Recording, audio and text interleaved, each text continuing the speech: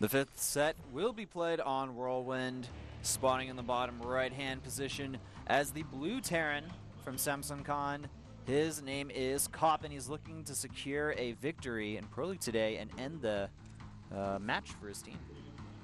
His opponent Savage saying not so fast. We want to drag it into set number 6 and the ace match, spawning as the red Zerg player on the left top side.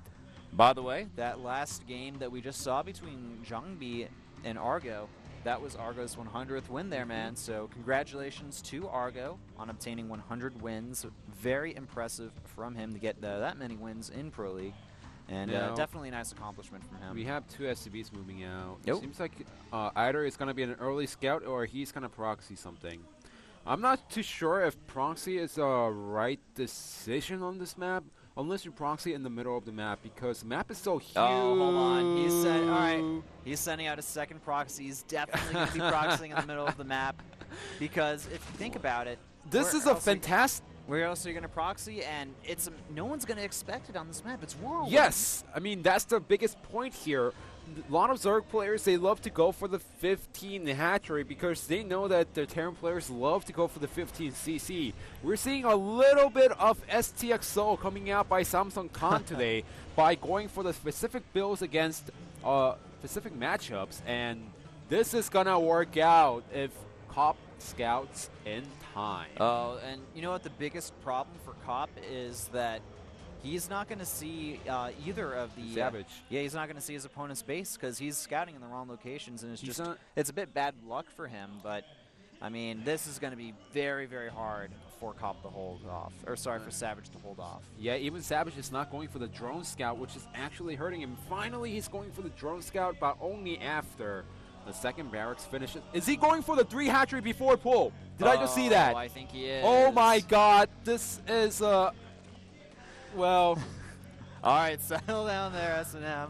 We have the SCB scout moving around here. He's going to be so happy when he doesn't see any type of pool, not even opting to see the pool or worry about it.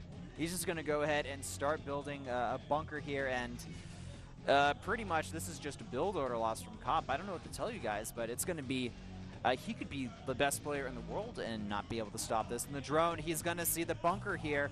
That's going to be a big drop for... And all the drones coming offline, but now Savage, this is going to be so hard for him to hold. Look at him. He is like, ah, crap.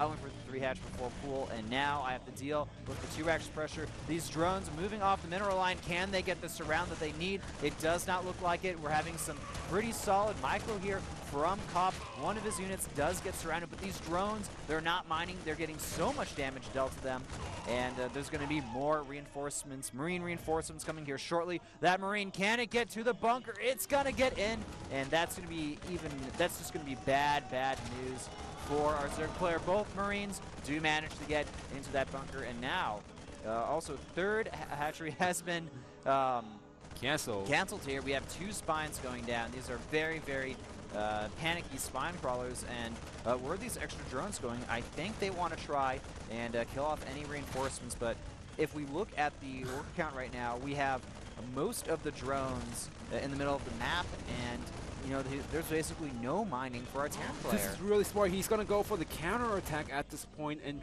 try to deal some damage back at the main base. The problem is he doesn't have anything to defend against it. kOp already knows what's happening. He's walling off at the natural, and I guess I could start packing myself up right now.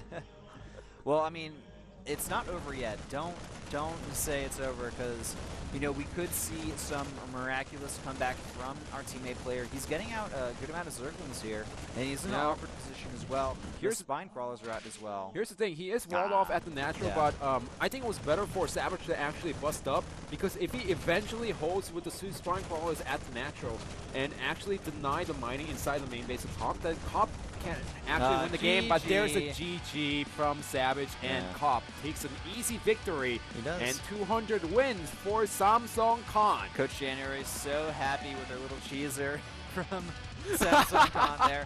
The 2 racks, though, if you think about it, it was so smart going for the 2 racks on this map. You're in a position where you can risk going for the 2 racks because your team is ahead by a lot that game. This is a map where you're not expecting the 2 racks. and everything basically worked out perfectly for kOp that game. Remember, you also have set number 6, which means that Stork, he's in a much better position than Ty to win that game, and even if it goes to ace, Coach January, she could still depend on Roro to get the victory for today. So Samsung Khan taking a pretty easy 4-1 victory over Kespa Team 8. There was a lot of very fast and action-packed games, I have to say. Pretty much every Terran today going for something pretty crazy, if you think about it.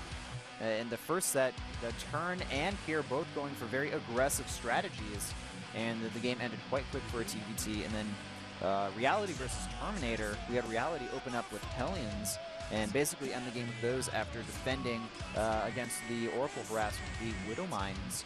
And then kOp, man, he just went for the T-Rex, and it was pretty much a build order win because Savage went for 3 hatchery before pool, and that's pretty much like the greediest possible build you can do against